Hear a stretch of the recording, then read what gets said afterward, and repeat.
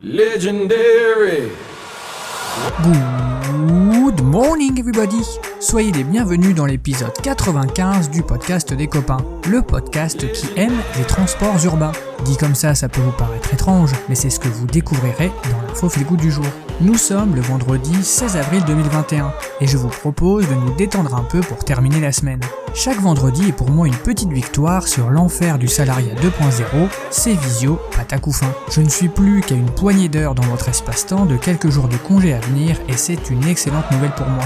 Je sais que vous vous en foutez un peu, mais comme dans mon espace-temps on est lundi, ça me faisait plaisir de me projeter, car la semaine s'annonce encore harassante. Je vous dis ça et on est que lundi, pour moi, pas pour vous c'est vendredi.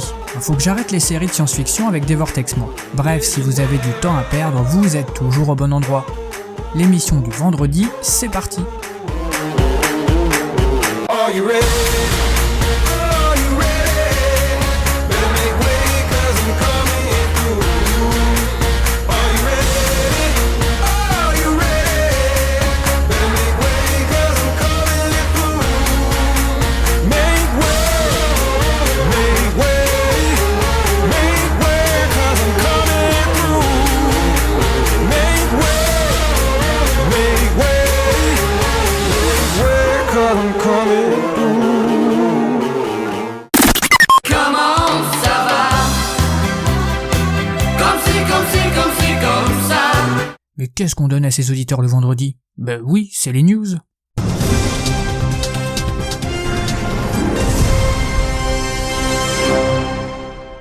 Comme tous les vendredis, nous allons à la rencontre de personnalités aussi atypiques qu'anonymes. Voici leurs histoires. Ce matin, c'est Pauline et ses parents qui nous partagent un beau moment de vie. En effet, l'adolescence est un passage douloureux pour certains. Pour Pauline, 17 ans et amatrice de dreadlocks, cela va prendre la forme d'une révélation. En effet, Jean-Paul, le père de la jeune fille, a décidé d'emmener cette dernière en balade. Une promenade en pleine nature durant laquelle Pauline devra découvrir et faire face à un secret sur elle-même. Et non, elle ne sera jamais noire. C'est d'un pas léger que nous retrouvons le père et sa fille le long de l'étang de Villeneuve-les-Maguelones, dans l'Hérault, où ils habitent. Karine, la femme de Jean-Paul et mère de Pauline, est restée à la maison. Elle préfère les laisser tous les deux dans un moment complice. Jean-Paul et sa fille rigolent et évoquent le lycée où est scolarisée l'adolescente. Avec espièglerie, ils discutent ensuite d'Alexis, le petit copain de Pauline. Les deux promeneurs sont complices. Puis, après un moment de flottement, vient cet instant autour duquel Jean-Paul a construit toute cette promenade. Il s'adresse à sa fille. Bon, écoute Pauline, il faut que je te le dise, tu ne seras jamais noire. Et tu ne seras non plus jamais aussi cool qu'un homme ou une femme noire. Tu es blanche et je sais que ça craint, mais il va falloir faire avec. Faut assumer Pauline. Jean-Paul, avec cette bienveillance qu'on lui connaît, ajoute. Car plus que d'être soi-disant branché avec des dreadlocks, ce qui compte Pauline, c'est que tu saches qui tu es vraiment. Et là en l'occurrence, c'est d'une petite fille blanche pas très jolie avec des cheveux crades dont je parle. Après ce moment de vérité, la jeune fille encaisse l'information non sans embarras, mais semble malgré tout l'intégrer avec calme. C'est un profond traumatisme identitaire qui vient de se dérouler à l'intérieur d'elle.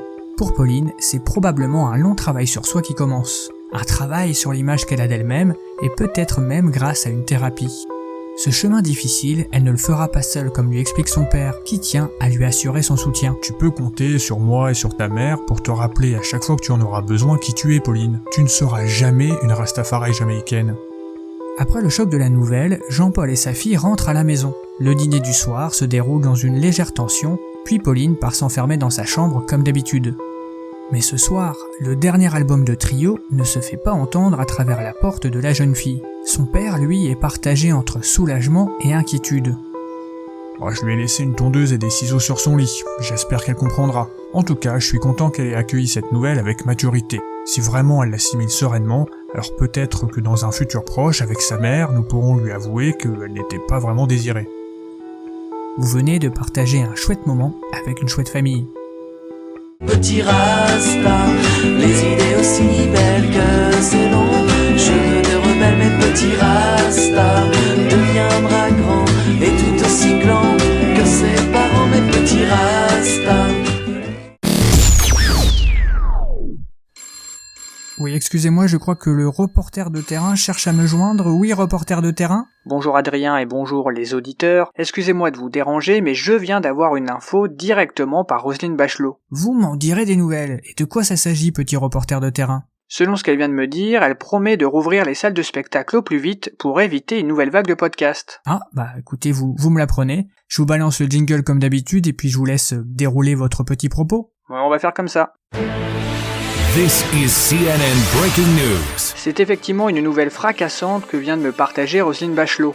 Malgré un contexte peu favorable, la ministre de la Culture m'a affirmé qu'elle ferait tout son possible pour ouvrir les salles de spectacle rapidement afin d'éviter une nouvelle flambée de podcasts dans l'Hexagone.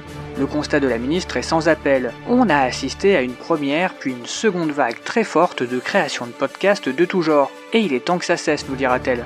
Si avec le couvre-feu, un ralentissement de l'épidémie de podcast a été mesuré sur les plateformes de streaming, on assiste depuis 24 heures à une recrudescence, un véritable raz-de-marée avec 100 000 nouvelles émissions. Les plateformes de streaming sont saturées et même Fred Testo a lancé le sien. La ministre ne peut donc pas rester les bras croisés.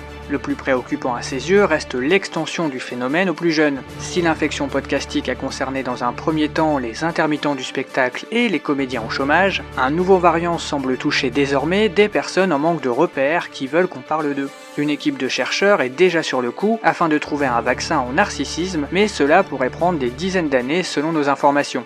Dans le cas échéant, le risque est que le podcast mute et crée de nouveaux variants contre lesquels il serait difficile d'agir selon la communauté scientifique. On assiste déjà à de nouvelles formes de podcasts dangereuses comme par exemple des versions de 3h30 où l'on entend des personnes inconnues se raconter leur vie, débriefer d'un événement sportif ou de leur vie amoureuse. Ça ne représente que très peu d'intérêt et il est impératif d'agir rapidement, témoigne Jérôme Salomon. Eh bien, merci reporter de terrain pour cette information. Je ne sais pas comment je dois le prendre. Bah prenez-le comme vous voulez. Oui, bah si c'est pour me dire ça, vous pouvez repartir sur le terrain. Bah c'est ce que je compte faire. Allez, on continue avec la découverte musicale de la semaine. Et promis, ce coup-ci, je ne vous balance pas On a mangé le soleil. Non, parce que cette chanson, elle reste en tête, c'est l'enfer.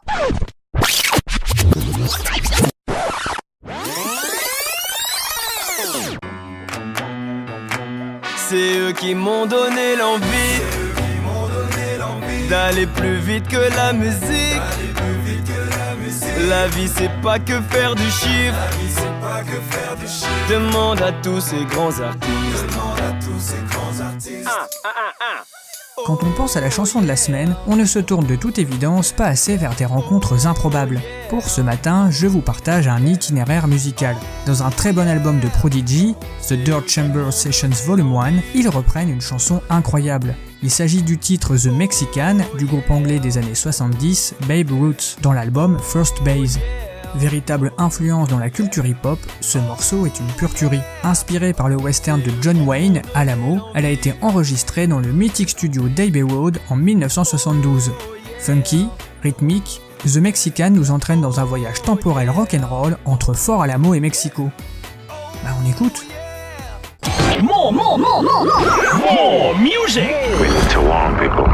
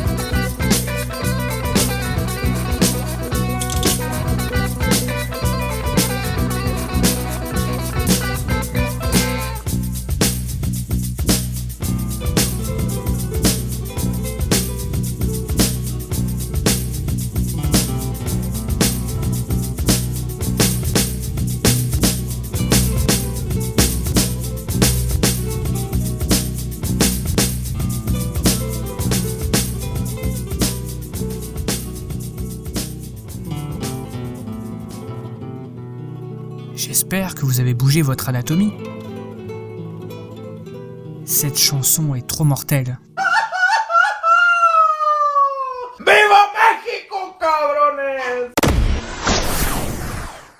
Et terminons l'émission de ce matin avec l'info feel good du jour. Et merci de ne pas faire obstacle à la fermeture des portes.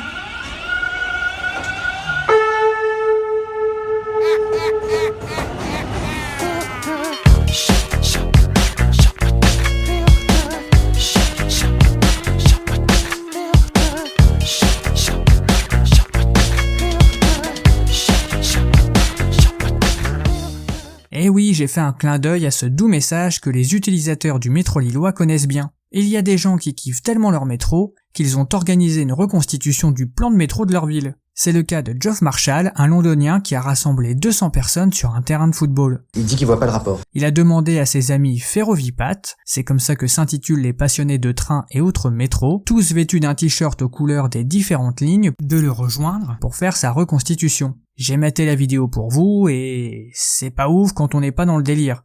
Même si eux ont eu l'air de bien s'amuser. J'ai plus kiffé le site minitokyo3d.com. C'est un site avec un plan du métro de Tokyo en 3D et en temps réel où on peut voir les petits trains dans la ville. On a aussi accès à des webcams pour voir passer les métros en vrai. Moi je suis resté un certain temps sur la webcam de Odaiba Kenikoen parce qu'il passe une petite musique jazzy. C'était hyper cool. Si vous cliquez sur un wagon, vous pouvez le suivre en direct. Ça occupe pendant les longues journées de visio. Et si vraiment ça vous passionne, essayez le jeu Mini Métro, qui vous offre la possibilité de créer la totalité des lignes et des stations de métro d'une grande ville, et ce, partout dans le monde. Ah, j'ai une partie de ma clientèle qui serait un peu fan du truc.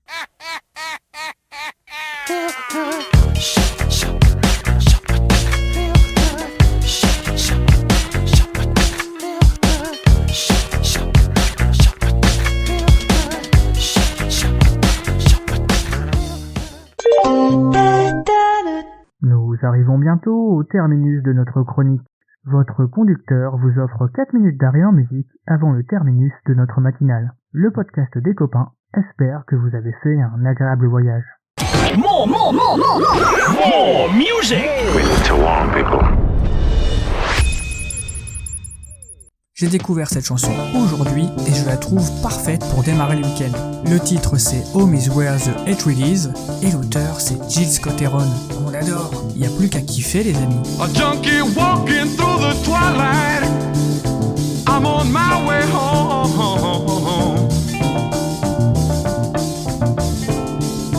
I left 3 days ago, but no one seems to know I'm gone. Home is where the hatred is. Home is filled with pain, and it might not be such a bad idea if I never went home again. Stand as far away from me as you can and ask me why.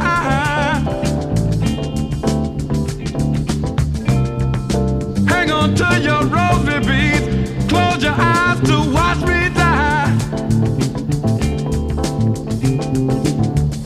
You keep saying, kick it, quit it, God, but did you ever try to turn your sick soul inside out so that the world can watch you die?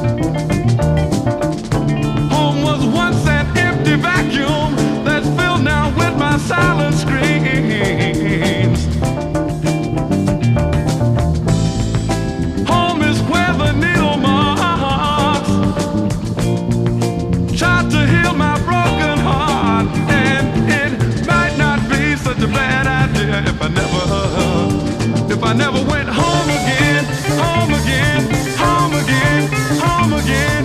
Kick it, quit it, kick it, quit it, kick it, quit it, kick it. Can't go home again, home again, home again. You know I can't go home again. C'est sur cette petite merveille de titre que s'achève l'émission 94 du podcast des copains. On espère que vous avez ri, que vous avez appris des trucs et que vous irez visiter le site du métro de Tokyo car c'est vraiment un gros délire. Comme d'habitude, on vous laissera les liens sur la page Facebook. D'ailleurs, on arrive à grands pas à la 100e émission et je compte sur vous pour me faire un peu de publicité car moi avec les réseaux sociaux, je suis un peu en galère. On va rêver modeste, si on arrive aux 50 membres sur la page Facebook, ça sera déjà un petit miracle. Car comme vous l'avez compris, il y a de la concurrence au niveau des podcasts. Ça se joue les coudes. Ce qui est sûr, c'est qu'on vous souhaite à toutes et tous un excellent week-end. On se retrouve lundi et bien sûr, je vous embrasse. Allez, je vous laisse un peu le son pour kiffer.